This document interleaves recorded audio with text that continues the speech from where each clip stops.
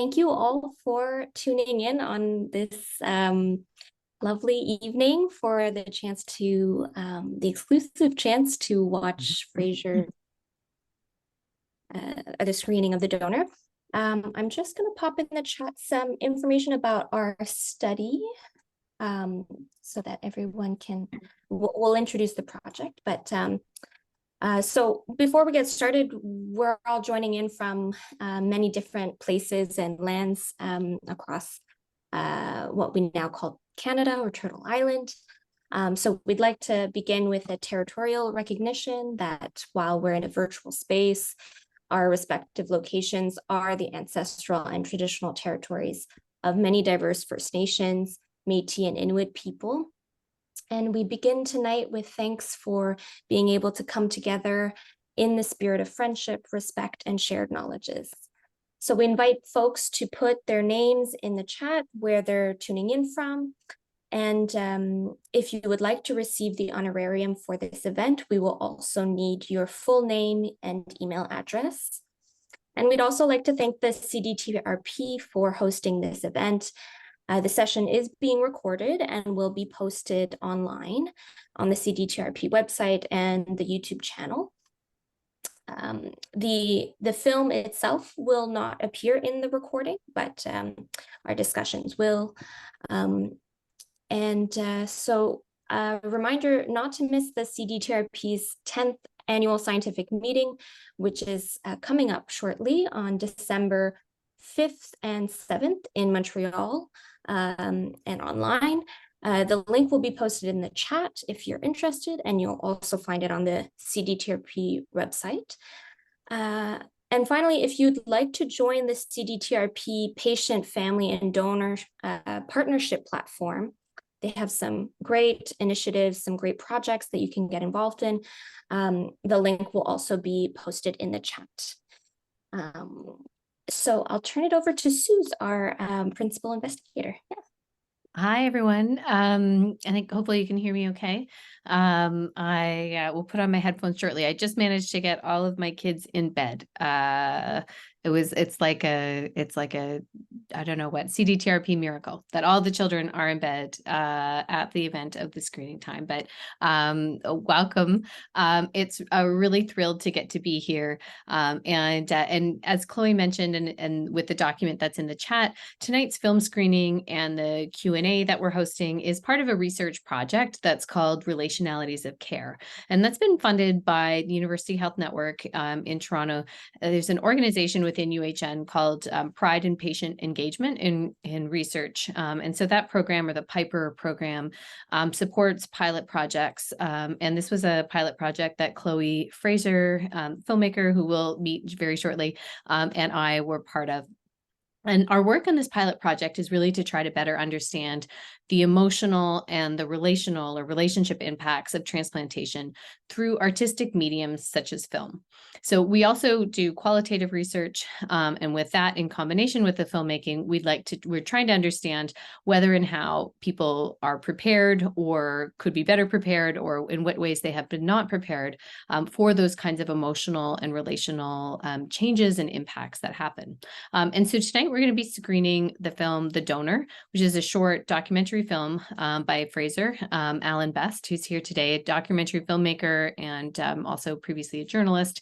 And Fraser's work uses documentary filmmaking to explore all kinds of different angles of solid organ transplantation. Fraser's also working on a feature-length documentary that we're also very excited about and have seen a couple of sneak previews of a few parts of. And The Donor is work that came out of working on that feature-length documentary.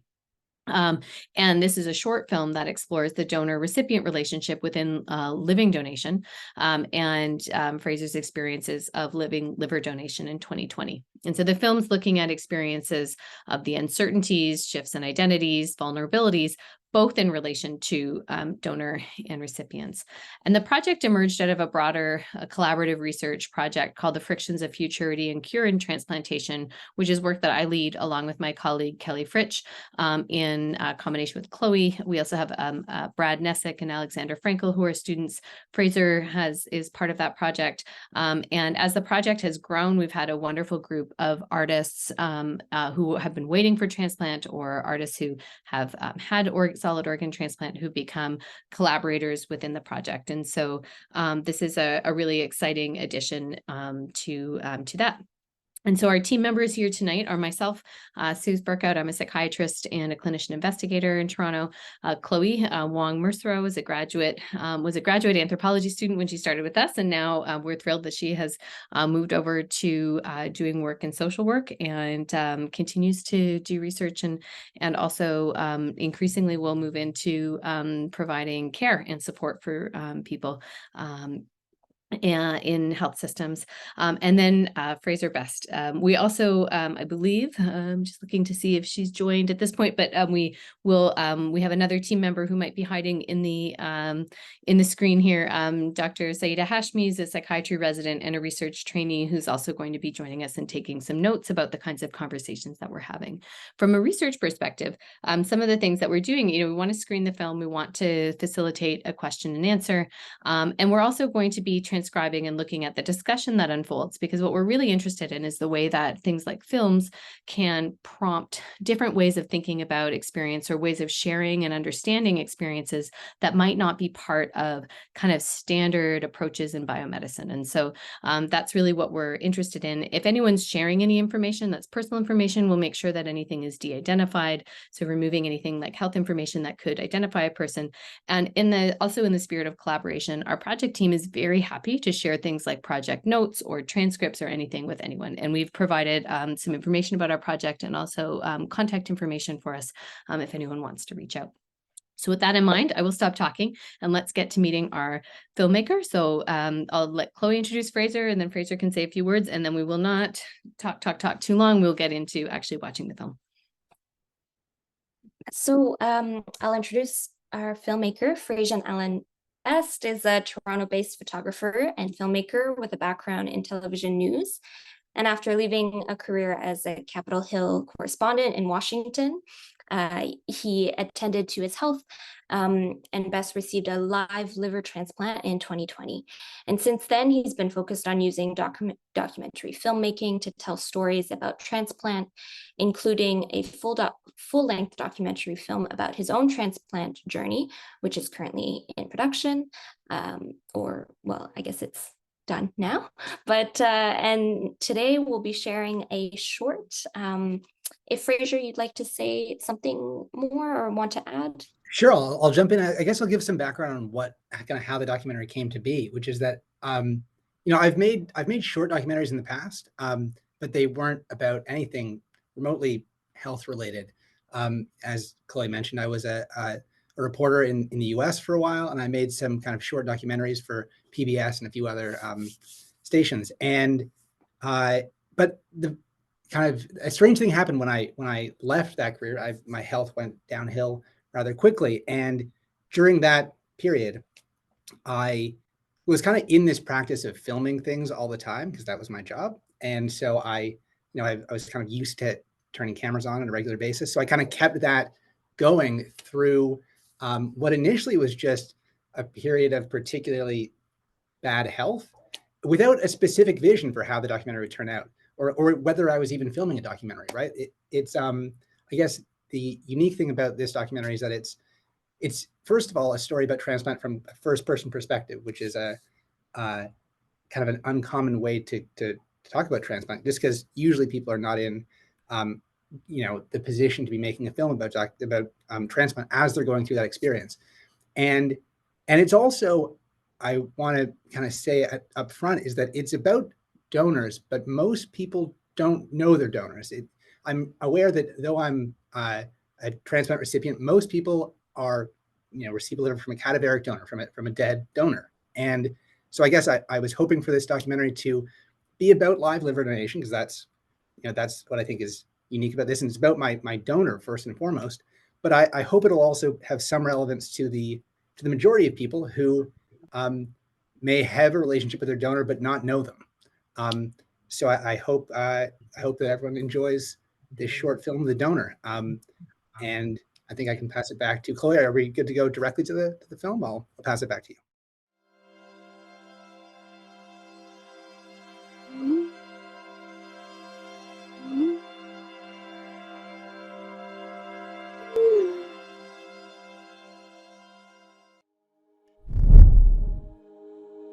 Why not me? Like, there's no better candidate. You know, now we have the benefit of hindsight, but at the time, all he'd said yes to was being assessed. I'm young. I don't have dependents. Robbie could still decide. And I'm a donor blood type. Like, it all lined up. It all made sense. No one better. No one better.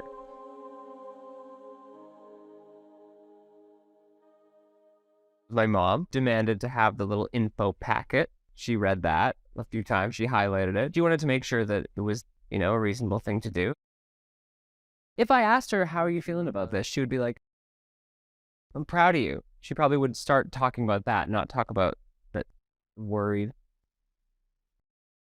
She knew she wasn't going to change my mind.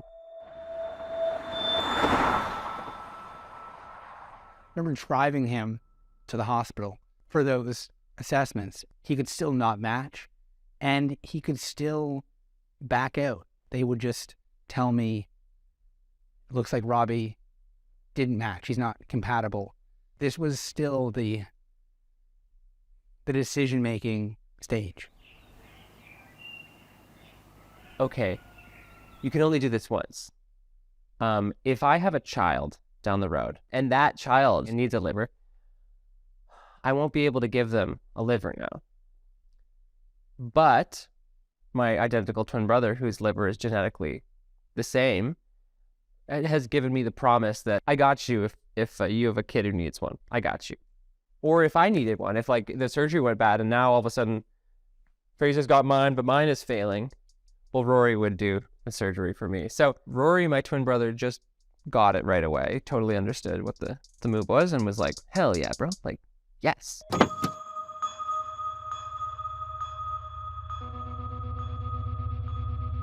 You do get some strange reactions where I think my older brother, Tom, was like, are you sure you want to do that?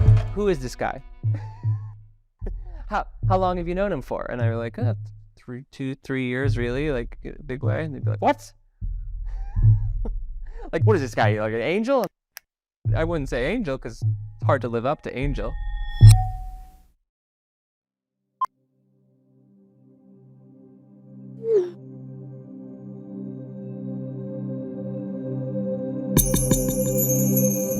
Oh, that's so incredible. Oh my Isn't God. that great? Yeah. Isn't that great? I'm Robbie Grant. I'm Fraser's friend and donor. You know, it's pretty easy to see where his brother was coming from. He's right. We were friends for 2 years before this. And for the 10 years before that, we were acquaintances at best. We were just like in different circles crossing paths. Fraser was dating another person who was friends with my, at the time, girlfriend. And so, hilariously, years later, I bumped into Fraser on the street. And he was like, we should hang out sometime. And I was like, yeah. And like, he lived right by my work. So I would just come over to his house and we just talk about everything under the sun, philosophy and psychology and like politics and just anything, just great conversations. And that was sort of the foundation of our friendship. I'm not a brother. I'm not a childhood friend. I'm not even an older friend.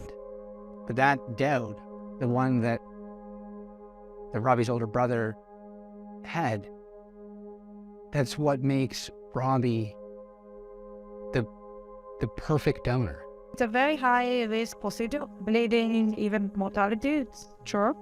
Those info packets, they talk about altruism, that you have to find an altruistic donor. But in looking for a donor, it's hard to differentiate altruism with obligation. You know, my parents, neither of them were eligible to be my donor, but if they could have been, I'm sure they would have been. But that would have been obligation. You know, I'm their son. And that's not to say that obligation isn't a beautiful thing, but what Robbie's brother was rightly pointing out is that Robbie has no obligations to me. It makes what he did harder to understand, definitely. But it's also what makes Robbie different. Most people that do what you did, the person they do it for is more clearly within their circle of concern than Fraser was. And if you didn't do this, no one would have ever faulted you for it. That's true. We would never have. That's true. We never could have. Yeah. Your own family wouldn't have. No. They couldn't have. That's Yeah. Well, we thought like you guys are handling it like so incredibly. The fact that you chose to not reach out, where it was like a lot of discussions about that. Fraser's parents made the choice to not reach out and connect with me. Basically, the idea behind that was if I knew them, I would understand how significant this was to them, and I would feel so much more pressured to commit to my decision. They really didn't want to put any pressure on me to do this. I think that was beautiful. He's doing well. He's on the 7th floor. There's no conversation you could have with this person, no matter how you cast it. Even prior expressions of appreciation, which would have created in him a sense of obligation, you might make him feel more on the hook. And that went right up to the day of transplant. I hadn't met Robbie prior to the surgery. I knew about him from Fraser. He told me a lot about him. I looked at his face on Facebook and looked at his who he was and his eyes and his gentle face. But I'd never met him. I didn't know what they had been going through. I didn't really have a sense. All of the weight that had been on them, all the things they wanted to say from the moment I volunteered and from when I found out I was eligible and from the delays, and yeah, it all came like bubbling up. And went into his room, and here was the actual physicality, the physical person. She looked at me and then immediately started crying and was basically just crying uncontrollably and whimpering out, "Thank you." To see his face and his smile in real life was just, I expected I would just say hi to him and have a nice conversation and say thank you, but I just felt emotional again.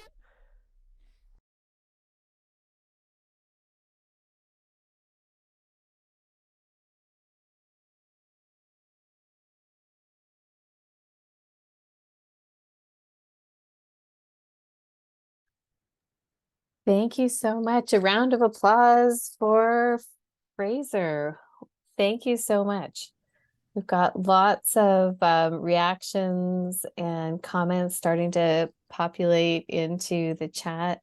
I'll say some of them out. So Heather said that it's so beautiful. Maria saying that it brings back so many memories. Maria, maybe if you want to sort of say anything more about that, please feel free to put more in the chat, or if you would like to, if anyone wants to turn on their cameras and kind of come together, then please feel free to.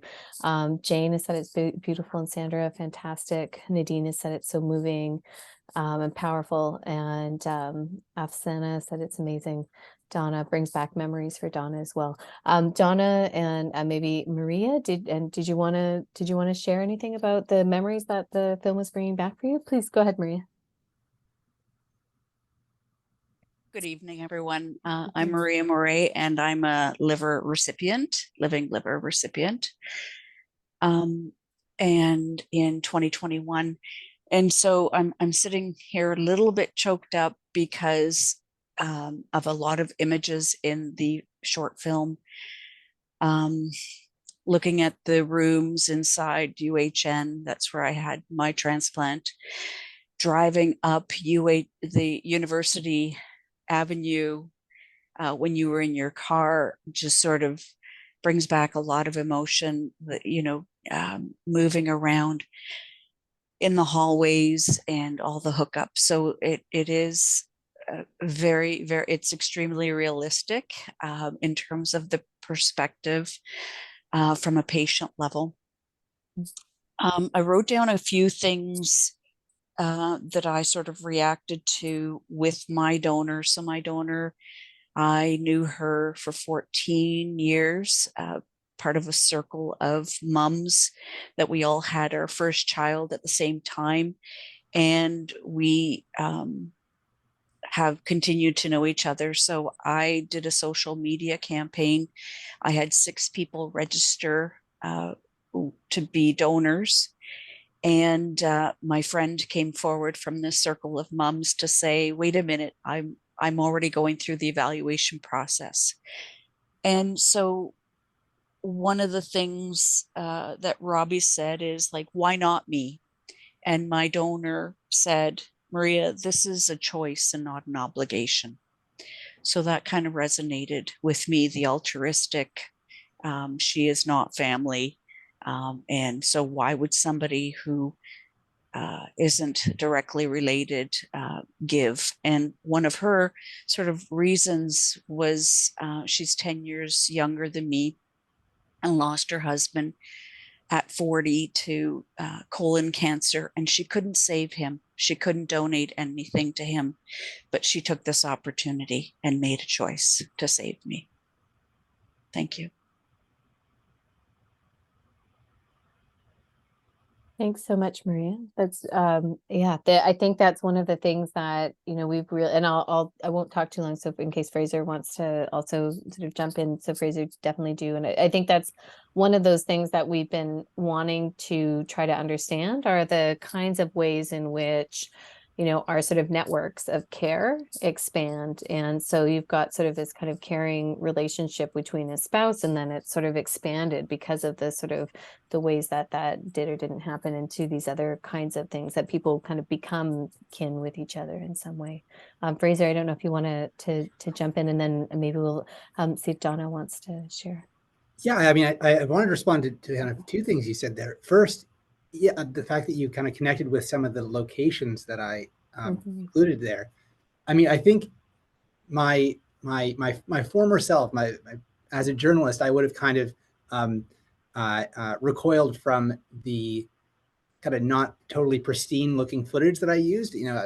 Things I filmed before this had been on, nice cameras that are mounted on tripods and have been all very kind of cleanly shot, like, for television. And I think part of the choice of this documentary was to use like camera phone footage of just, as you pointed out, like driving down University Avenue, because I think it was really important that it happened entirely from the first person perspective. And I think, having a sizable camera would not really give that impression. So I'm glad that had an impact, because I thought that was, that's a really important part of the transplant experience, is kind of the small moments that are not often easy to capture if you have a large camera, if you're a film crew. So I'm glad that you connected to that.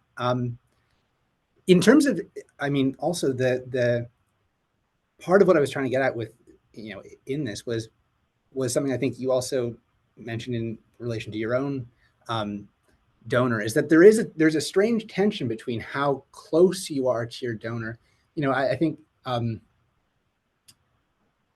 typical thought would be that it's the person closest to you. I think a lot of live liver transplants are, between parents and their children. And in some way that's the intuitive thing, but I think, there's this, one of the features of this short is that in the film, my parents talk about the decision to not meet Robbie before transplant, which is kind of, I think, would strike a lot of people as unusual, because you go, wouldn't you want your family to be as close to this person as possible? Wouldn't, everyone imagines picking the person that they're closest to in their life. But in some ways, and I think this is kind of what your story also spoke to, that's not always such a kind of clear axiom when you're really in that circumstance. So I'm glad that we kind of we clearly share some of my experience on this. That's fantastic. I'll invite Donna, who I think had put if there's anything you wanted to add to the comment also about the memories and the emotion, and then we had Olive and then Lisa. So do our best, and then Todd. And if I've missed any hands, maybe also Saida and Chloe can help me with that. I'm a deceased liver recipient. I had different similarities to your story, Fraser, in that I stared down transplant for 20 years. I knew it was coming, and then all of a sudden it was just there. And being an only child with no spouse and no kids, it was like all of a sudden. So it's like, who do you ask? How do you ask? And then at my transplant program, the person I would ask and would know, she would do it in a heartbeat, aged out right when I found out. And most of that side of the family would have been disqualified just based on age. So then I was wondering what to do and who to ask. And it's agonizing to ask someone to do this. And I think you captured that. It's very difficult. But then all of a sudden I got a text from my cousins asking, send the information. What's your blood type? Just all the questions. So it was interesting. That all flashed back to me while I'm watching this. And then I ended up getting the deceased call, a donor call. And I have not met the family. I do have a couple letters from them. So that is interesting. But these are decisions we agonize over, and it's hard to describe, but I think your filmmaking did. It covered a lot of key things, and the emotion behind all the decisions was very, very well done. Is it okay if I just jump right in? I think, yeah. Well, thank you for sharing that, and I'm glad to hear that you were able to connect with it. Obviously it's a different story. I think a lot of people forget that in many cases, if you are that the difference between a cadaveric, someone who receives a cadaveric liver, that is to say, from a liver from a dead donor, and the experience of someone who receives a live liver is actually very much the same, except for the ending part, right? Like everyone still experienced the tension of kind of, being having medical troubles for a long time, and then suddenly that metamorphosizing into suddenly it's a task before you to find a person. And I think it is, because it's a kind of suddenly a social problem, as I say in the film.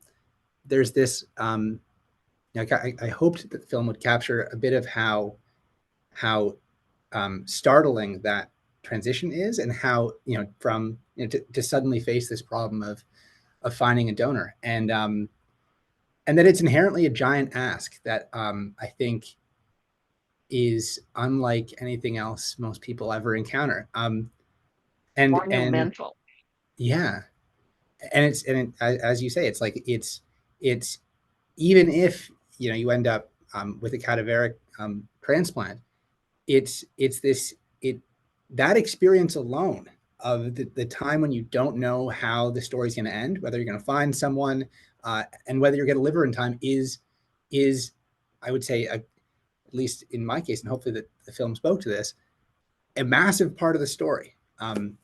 And so the distinction perhaps between cadaveric and live liver donors or recipients is not as stark in terms of the experience. And I'm glad that you connected with it on that level. Thank you so much. And we've got a small bit of a speaker list going. So we've got Olive and then Lisa and then Todd and Sylvie. So please, and this is wonderful discussion. Thank you, everyone. And the chat is also very active. So appreciate everyone doing that. So Olive, please. Great. So my name is Olive. I'm a non-directed donor from Alberta, is where I donated in. And yeah, it was super emotional to watch this, and captures the donor experience really well as someone who's made this decision, quote unquote, altruistically. And I just don't think there's such thing as an altruistic decision, which people laugh at me for, given that I'm a non-directed donor. But I think like something that I felt watching this was just having been someone who up until that point in my life, I've lost a lot of young people, like my godbrothers and one of my best friends. And I discovered that you could donate to a stranger after those things had happened, completely unrelated to organ donation. But I knew the second that I heard of it, I never would have hesitated to donate to them. And I think we think of it so easily as obligation, but when you deny someone on the basis or dismiss someone on the basis that there's an obligation, you also dismiss the opportunity for them to help you in a way that I so wish I could have in the people that I've lost. And so I saw donation as an opportunity to intervene in a way in the lives of people that I had lost. Like I knew from, I don't usually get emotional talking about this, but it's so different with other people who get it. Like my donation didn't fail after surgery. It didn't fail out of my body. It failed while still undergoing the procedure. And so I signed up, I went through all of the testing. I was matched with a little boy. And because of vascular anatomy issues, basically the risk was proceeding with surgery. If they removed my kidney, it would have to be damaged. And I learned later that the little boy had already received a transplant from, I think, one of his parents, was what I kind of implied from the circumstances, and it had failed. And they needed a live donor. They needed someone who's young and healthy with basically perfect kidneys. And on paper, I had like a perfect 50-50 split in kidneys as a universal organ donor. I had double the normal kidney function. The doctors joked, like, if I could have a kidney, it would be yours. And then in surgery, it failed. And had they proceeded, there was a substantial risk to my life as well. And so basically they were left with like the craziest ethical decision that I can think of, which is, do we proceed and risk the life of a healthy donor, or stop and go through all of this, like a 1.5 years of testing and everything for nothing. And up until the point of donation, like I would like dream about the sort of things like the family dinners and events like that, like the things that would have changed because I got to help and intervene in the life of my recipient. And that was so wholesome to me because those were things I never got with the people that I lost. Those were anniversaries that I never got to have. And so it's really emotional watching that, because it was as easy a decision for me to make as it was for your donor. Like it was that instant. I was like, whoa, like I discovered from a YouTube video, a TED Talk by Ned Brooks. And I was like, by the end of the video, I was like, cool, I'm donating my kidney to a stranger. And I was like, how do I, where's the information? Like, I was like, send me the information package, please. And so it was like as easy a decision as buying coffee for the person behind me in line or holding the door open for someone. Like it was that instant of a decision. And so when it failed, it was a grief like nothing, like so much like I'd experienced before, and yet unlike anything I'd experienced before. And what I learned in my experience and in talking to other donors since is like, we all have like a hard part of our story. There was a difficult part, whether it's like even like I was laughing with the awkward interaction that you guys had. Like I thought about that post-surgery, like what would that interaction be like? And just the weirdness of being a donor and the recovery and the physical challenges and things that were so relatable about that. I've lost my train of thought, unfortunately, though, but ultimately just that was beautiful, and it captured so many good parts of the donor experiences and things. And in ways capture the things that I wish I had in my story, and in other ways, I just, yes, see myself in so much of that. I have something I want to say to that, which is that, I mean, the thing that I think your story demonstrates the fact that I think, you know, we hear entirely, I mean, I think at least I hear a lot about successful, entirely successful donation stories. But part of the critical bit is that, like, that, you know, in this case, Robbie was choosing to get on a track for, and the outcome could have been different, right? It's, I think the thing that hopefully this film conveyed, and I think is what you're connecting to. And by the way, thank you for sharing that story, because that's, I mean, the exact kind of like difficult story of donation that I think is not talked about enough, and I think is part of what makes being a donor a special thing. But like in the course of donating, my whole life prior to transplant, I had a chronic genetic condition. Like since birth, I was kind of, I struggled with my health. And I think that one of the shocking things was that anyone would choose to, I feel emotional about this too. Wow. But that anyone would choose to come on board for that, given that, you know, they would have to enter that world too, given that that was what I was trying to escape, is like a viscerally shocking thing that anyone would choose. And your story is obviously a just as stark an example of that. So thank you for sharing. That's incredible. I appreciate that. Great work on the film. Thank you. Thank you so much, Olive. Lisa, would you like to, and then after Lisa, we've got Todd, Sylvie, Mike, Linda, and Jane. Okay, so for those of you who don't know me, I'm Lisa. I was a type 1 diabetic. So most type 1 diabetics, insulin-dependent diabetics, a good portion of them result in needing a kidney transplant. So though we want to also believe that our parents are altruistic, I think that's the word you use, and jump forward, I was fortunate to have both my parents and my sister jump forward as well. But not everybody has that. Even though we do all maybe have parents or have brothers and sisters, it's not something everybody feels comfortable with. So you should feel fortunate, Fraser, that you do have a friend that stepped forward. I've never had a friend step forward. I was fortunate at the time to have my parents. Unfortunately, that transplant did not work out. I went on to have a double transplant. And the reason I share this is it was a 10-year-old little boy. His name was Ryan. I've met my donor family, as you can tell. He saw his father signing his driver's license, and he said, "Dad, what are you doing?" And he said, "You know, Ryan, if there's anything I can do, when I pass on, I would like to donate my organs." And little did they know that Ryan would wake up, say Einstein's theory, complain of a headache, and lie down. His parents thought this was very strange and rushed him to their local hospital, and in turn rushed him down to Sick Children's, where he died of a brain bleed. When the parents were approached, I don't have children, I have chosen not to, but I can't imagine making that decision.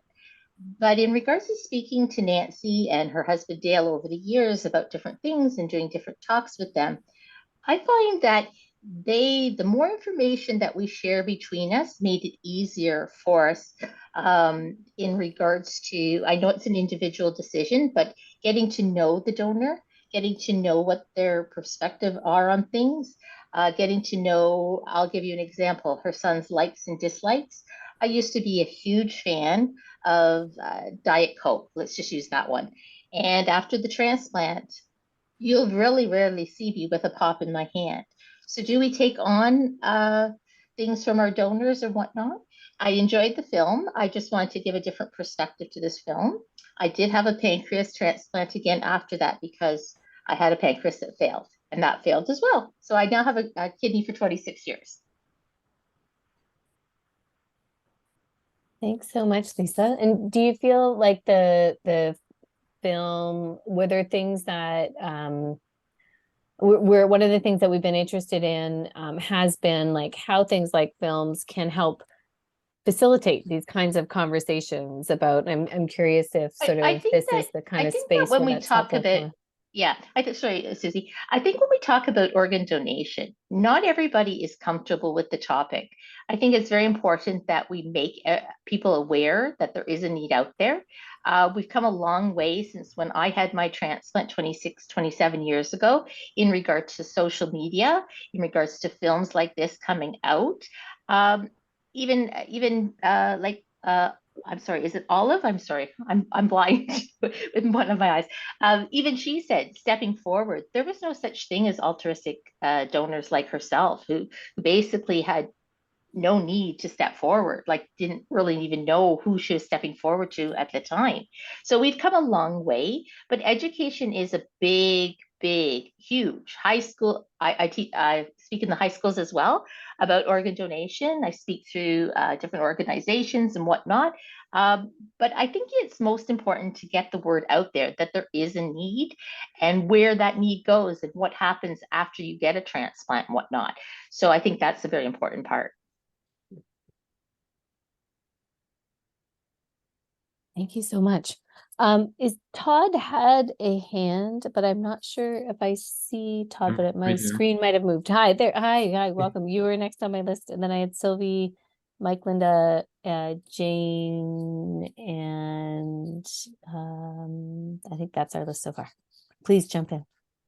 I was just going to say that I appreciated a lot of the film and a lot of the things I related to. You know, for instance, I was born with a kidney disease, and when I was diagnosed when I was 4, and I went through a journey when I started dialysis when I was 20. But throughout my life, there's been kind of points that, you know, my health issues were always constant. So I really appreciated hearing about that part of your film, Fraser. And, you know, I had it's been 13 years since I had a kidney transplant from a living donor. And, you know, she and I had known each other about 10 years, but it was pretty loose. You know, it wasn't, she and I had worked a little bit together on some volunteer projects, but so I really related to the shock, and others have mentioned this as well, but the shock of someone that's not a family member stepping forward, and she very much plays the role of a sister now in my life, you know, and I think when I was waiting for a transplant, this kind of film was not around. Like, this is probably one of the first films I've seen where that you know, as you mentioned before, Fraser, that recipient point of view.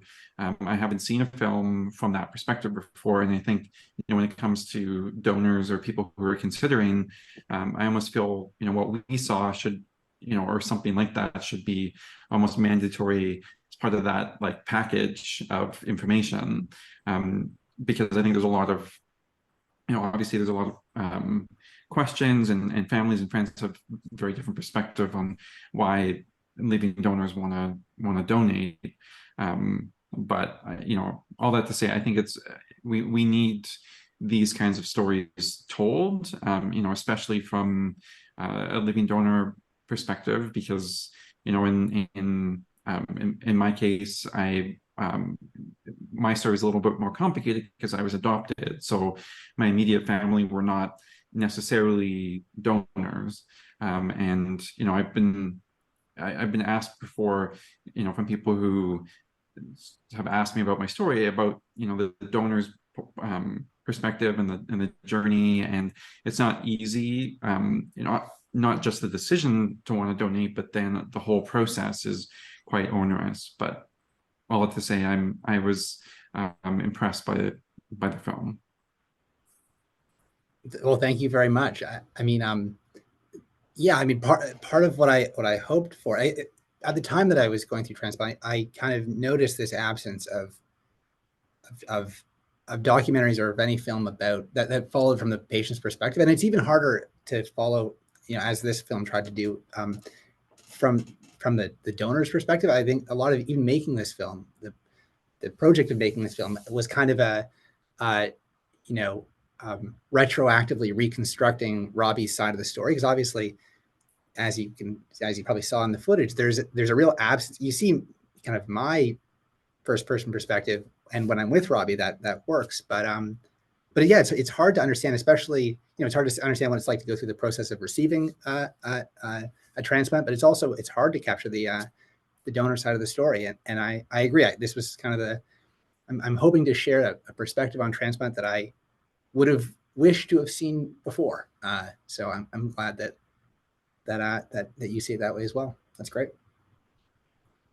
Thanks so much. Sylvie, you had very kindly put some thoughts in the chat, and then and here you are on camera. Please share. Thank you. Yes, I put in the chat that I'm a mom who donated a kidney to my son, and I didn't feel the obligation as it's mentioned in the film. Actually, I felt selfish because I saw my son's health deteriorating. He was born with a kidney disease, but he was diagnosed in his 20s. And when he was diagnosed, he was miserable. The diet was very tough on him. He was losing weight like on a weekly basis. He was getting weaker and weaker. And I wanted my son back, basically. So that's why I say that I didn't feel the obligation. I felt selfish. I had the opportunity to help, and I thought, why not? And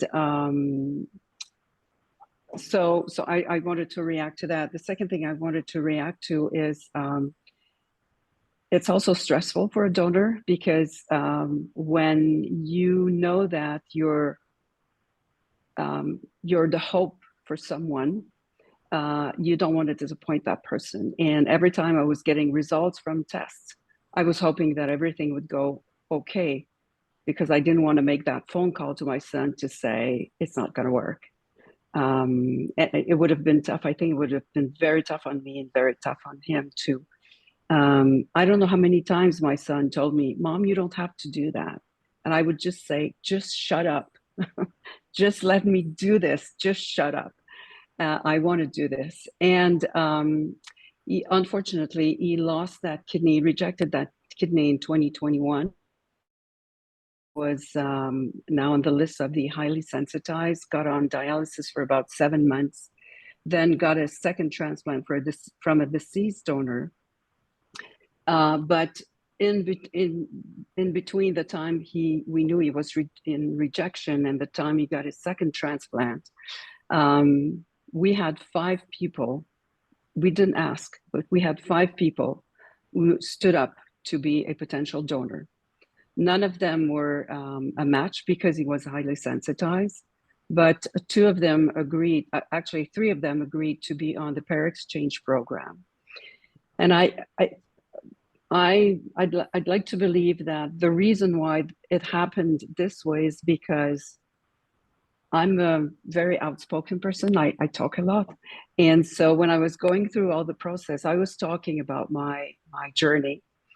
And I think people realize that how much good you can do with so little impact on you. And I think talking about living donation helps people to realize that, yes, it's something. I mean, it's just not nothing, but it's not, I don't want to minimize, but I'll say it this way anyway. It's not that a big deal for the donor. It's a big gesture, but if you think about the impact on your health, if you know how it works, if you know the story, if you know what's happening, I think it makes the decision easier. And so talking about my journey, like you, Fraser, talking about your journey and the journey of your donor in a film, I think will help people realize that it's accessible. I don't know if I'm saying the right English words. So thank you. And thank you for doing this. Thanks for providing that. Another kind of complication of the altruism versus obligation continuum, in hearing about your donation to your child. That is wonderful to hear about. It was great. Thank you for sharing. Thank you.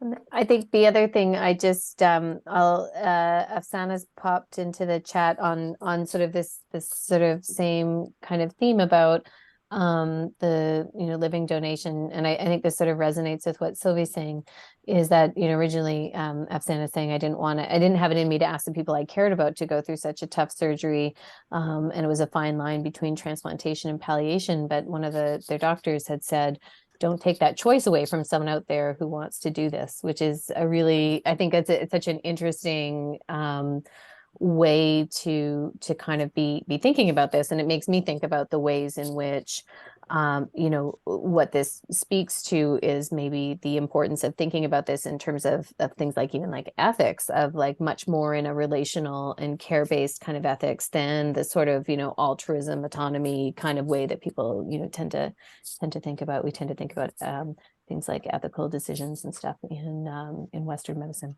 But anyways, I will we've got, you guys have, it's just been such a rich and wonderful discussion. And so Mike and Linda are next, and then Jane is after that. Yeah, good evening. I was literally in tears for a lot of the short film. It brought back so many emotions. I'm actually a 4-time living donor, and my husband is a heart recipient. So years ago, like 2002, 3, and 4, I donated bone marrow, leukocytes, and stem cells to an unrelated recipient. We never had children, but 6 years I gave the little person, I know it was a little person off continent, that's all I know. But when I got the phone call on New Year's Eve that they had passed away, it was a part of me just got ripped out. Like you feel a connection whether you know them or not. July of 2015, my husband received a heart transplant, and why he needed it was from a virus. There was nothing wrong with his valves and arteries. His heart filled up with scar tissue from a virus. So when COVID hit, we've been keeping away from sick people before it became popular, which sort of I think helped us get through the COVID, which is still going on. But in 2017, a friend of ours got married, second marriage for both of them. A week before his wedding, he was told he had to go on dialysis. He says, "Can it wait till after my wedding?" And he was told, "Nope. If you don't go on dialysis now, you're not going to make it to your wedding day, let alone your honeymoon." So he had a couple of people who had stepped forward to try to give him a kidney. And we were walking around the motorcycle show in January of 2018. And I just, out of the blue, said, "Lindsay, what's your blood type?" He said A positive, which matched mine. I turned to my husband, Mike, and I said, at that time, I said, "I'm giving Lindsay a kidney." He was a little bit shocked, but he knew that decision was in my heart to do. And I had a little bit of pushback from some of my family because it was a friend that I donated to, a friend that we had known, maybe about 10 years at that point in time. But the back and forth to the hospital, the day after the donation, and the scene with him at the doorway. We actually have pictures. Mike took me in a wheelchair down to see him because I was on a different floor. And we literally, we sat there and held hands, and our spouses were crying across the end of the bed with us. Like, it is emotional. It truly is. And I think that, donors are heroes. But in my mind, I just helped a couple of people. I helped my little recipient years ago, and I helped my friend Lindsay 4 years ago. I don't think of myself as a hero. I think of myself as just being able to help somebody, give somebody their life back. But she is a hero. Jane, would you like to? Thank you so much, Linda. And I think that sort of again, that we hear that kind of theme of, you couldn't convince me otherwise. Like this was, it was in my heart to do. Jane, please. Yes, hi. I'm a recipient of a liver transplant, and I thought I would share my perspective. It's a little bit different from what we've heard. My 28-year-old son was my donor, my living donor. And I just had my 3rd anniversary, so it's been 3 years. And we're both doing great, but we had a very different experience from what I've heard so far tonight. And that's my son lives with us, still lives with us. And so we went through this journey together. And my daughter at first was tested, and at the very sort of last test, they decided she physically wasn't going to be a good donor. And that was in itself extremely traumatic for our family, because she had tremendous guilt. She was very upset that she wasn't going to be a donor. And then the next person worked up was my son, and he was a match. And so we went through a lot of emotions, because I was grateful to be able to have my son donate, but as a mother, I was very worried about him and his health as well. So it was an extremely emotional time. And of course it was through COVID, as many of you have already discussed. And so our recovery was interesting, because we were in the same home, and my husband was our nurse, our nursemaid. And it was really hard on him. And, the night before our surgery, he was so worried, because he had his wife and his son being put maybe in some jeopardy. I still get very emotional talking about it.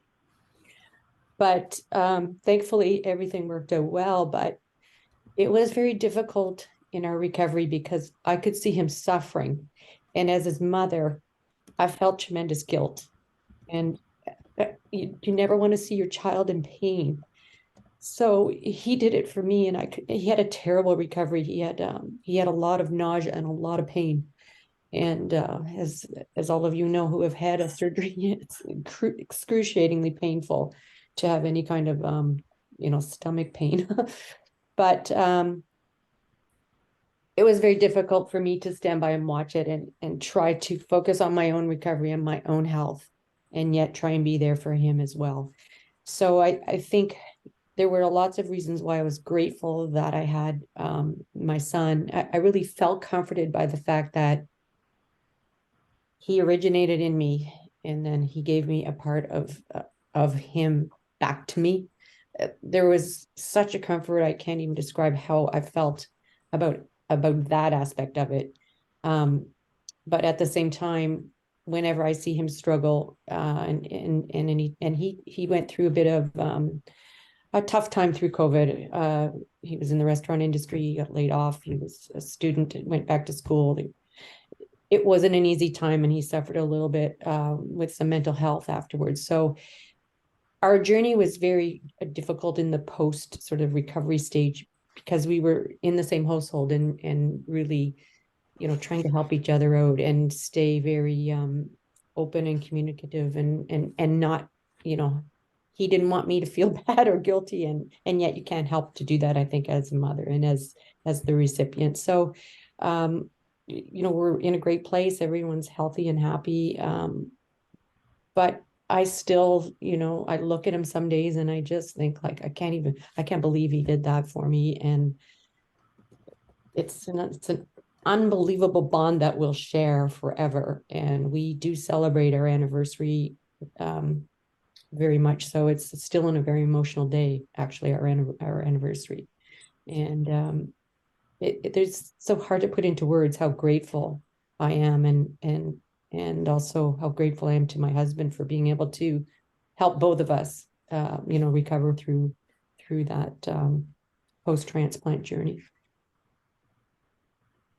Thank you so much, Jane. I don't know, Fraser, if you want to jump in, but I was sort of reflecting also just on, as Fraser was saying earlier, that sometimes there's a certain kind of success story that gets told, and I think, there like that you might look at something like a transplant manual that has all these like numbers of risks of this might happen in the surgery, that might happen, and like, how do you actually make sense of that, and how do you make sense of that in your relationships with others and the kinds of feelings that are all part of that? Just, it almost like whether it can actually do something. And so I think that's sort of one of the hopes that we'd had also, was sort of working with Fraser and doing and having his film out there, is to be able to try to think about some of those hard to voice experiences and the sort of emotions that are unexpected and the things that we're not necessarily prepared for. But yeah, Fraser, I don't know if you want to jump in, or anyone else, please. I think we're happy to have like kind of a round table. I mean, to the point that was just made, one of the amazing things about making this short, so I'm making a feature length film that's about the whole transplant story as best as I can cram it into a feature kind of 2-hour film. But in making this kind of side project, the donor, where I can focus on one kind of important character that I that otherwise I wouldn't get to focus on sufficiently. In the course of doing that, it kind of required me to understand the arc of Robbie's story, and obviously he's kind of the character without which the rest of the story doesn't make any sense. And none of this would have happened without him. But it made me realize, I guess, that, delving into the story from one character's perspective, you kind of realize, oh yeah, there's actually, I'm sure I could make a film also about my dad's experience through transplant, and because it had a massive impact on him. And I think in digging into one character, Robbie, who's an exceptional character in this story, it just kind of made me realize that, yeah, it is an event that is very significant, not just for donor and recipient. And I think that I was glad that you shared that.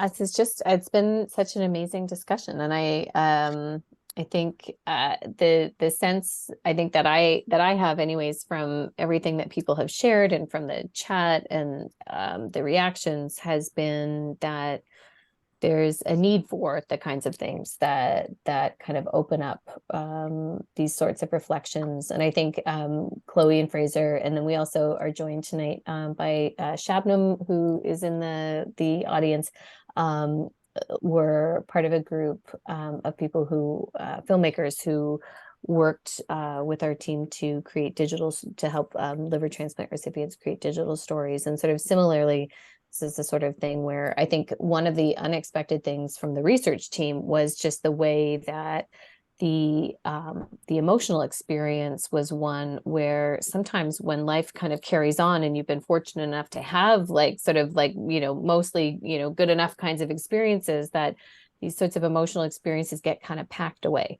And but they're there, that just sort of like ready to kind of bubble up again and come out. And I think when we shared some of the digital stories with the clinical team at UHN, they had also reflected on the ways that there's not a lot of space in the clinic when, they're doing the follow-ups, they're doing this, they're doing that, for some of that same kind of reflection. And I think I'd seen in the chat that Jennifer had also made the note about sort of those counseling supports, and whether or not it's sort of like counseling because there's a problem, but just like sort of a space where these kinds of shared existential and sort of identity related and like emotional experiences can be understood and not have to be sort of explained every single part of it, I think is something that's really meaningful. Sean, you've got a hand. Yeah, it's really an appreciation, and it's taken off from what you just said, Suze. I know from sitting through you and your team sessions at the CDTRP in Kelowna last year, just the power of the art form, and Fraser, your abilities as a storyteller. I'm looking forward to see what you do with a longer format, but the whole. I mean, I'm a bit of a amateur photographer, phone and SLR, but I have never ventured really into video, and that's just the power of an art as a medium to help to tell your story is fantastic. I did not have that kind of foresight going through a first transplant in the 90s. I did more through photography 3 years ago, but I just appreciate that you, kidneys different than liver, but we both turn yellow when we're sick. But had the foresight to even start to take that video, even if you didn't know where it was going to go. And I'm sure digging through that archive has been absolutely rewarding for you. Absolutely, yeah. Can just jump in, yeah, before Shabnam. I think a lot of folks have touched on how sometimes that it's so difficult to express all like the breadth of the emotion, but somehow it's felt through the film, the sounds, the images, the words obviously as well, but that there's something about the medium that allows, and even just the space and gathering and sharing with folks who have a similar experience or aspects that are similar to that experience. So yeah, I think that these art space or poetry, like Fraser, your mom's poem, I thought was a beautiful way to kind of create the arc of the narrative as well. But anyways, Shabnam, please. Hi, Fraser. So lovely to see you and see everybody and see the film in this group. Very moving experience. As a fellow filmmaker, actually, really like you to talk to everyone about how this process of even creating the film helped you move through this experience. So I think that might be helpful too. Sure. Yeah. I mean, like I said a few minutes ago, the filming for this began before I had much sense of how exactly it was that it was going to be a documentary to begin with.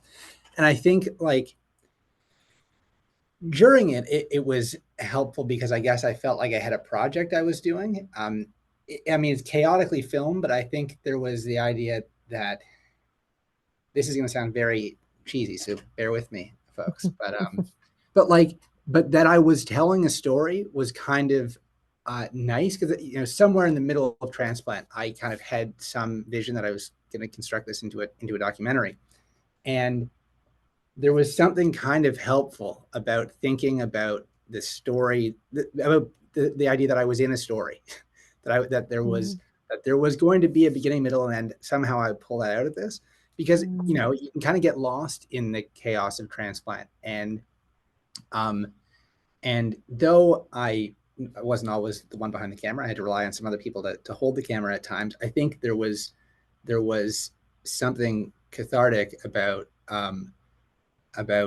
thinking about a narrative, and more importantly than that is kind of the unexpected consequences which is that after Transplant, I was able to kind of reflect on Transplant in a meaningful way. I think there's this problem that when you're going through Transplant, you can't really necessarily fully deal with all the emotions that you're going through because it's a fairly tumultuous experience.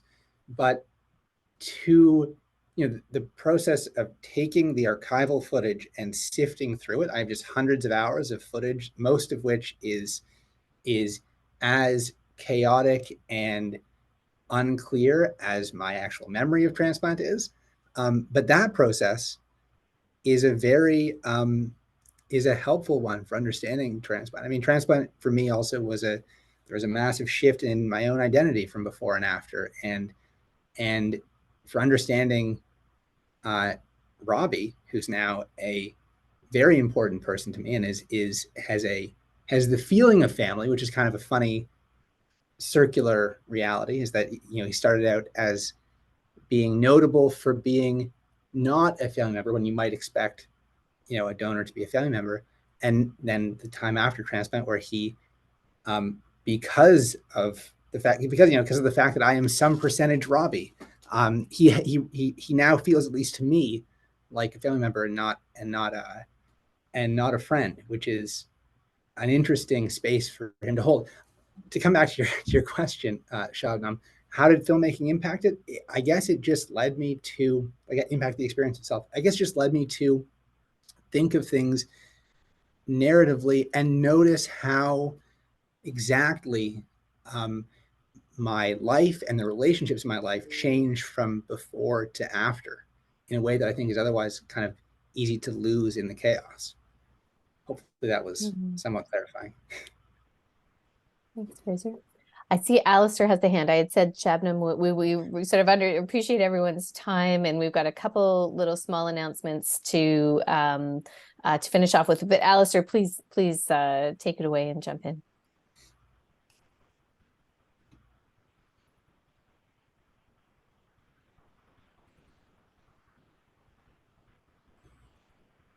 You're mute. Oh, there you go. Okay. I'm a double lung transplant recipient.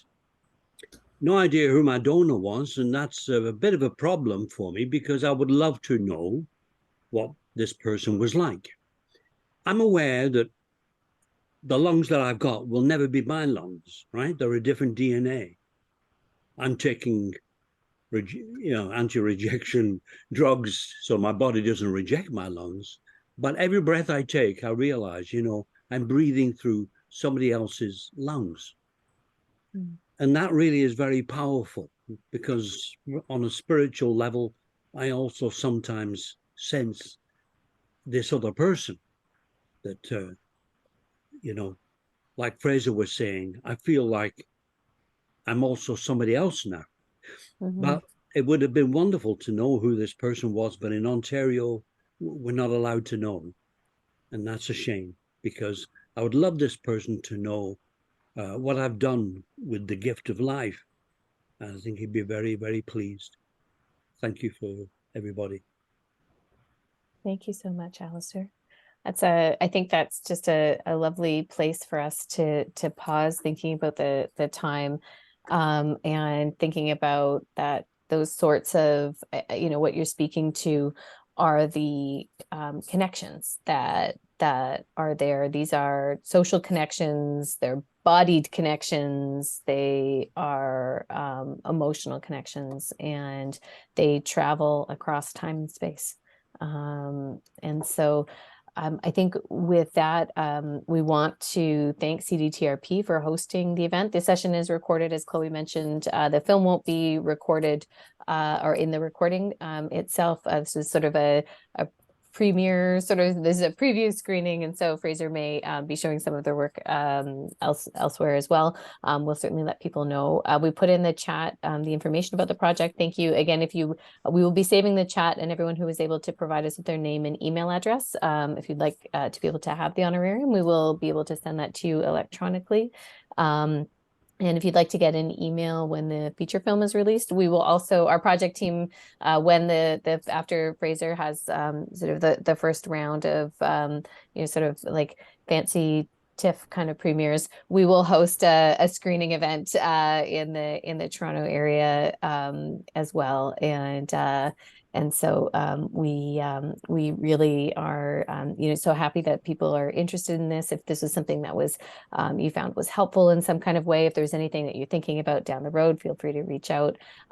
We did put the information for the pop-up gallery that's going to be on the 7th floor of the Peter Monk building at Toronto General Hospital next week. One of the artists whose work is being shown is a lung transplant recipient who creates fabric art from textiles in the hospital. So the textiles of the hospital have been transformed into art pieces, and some of that is a kind of meditation on some of the transformations that people experience in relation to transplantation. I think Chloe might have a couple of other announcements, but I think that's all. And then also, just also a shout out to Kelly Fritsch is here online tonight. Kelly is one of the other project leads, as we mentioned just at the start. So, it's been with Kelly's wonderful work as well that the project's been, I think, so meaningful. So, Chloe, any other announcements? You take it away.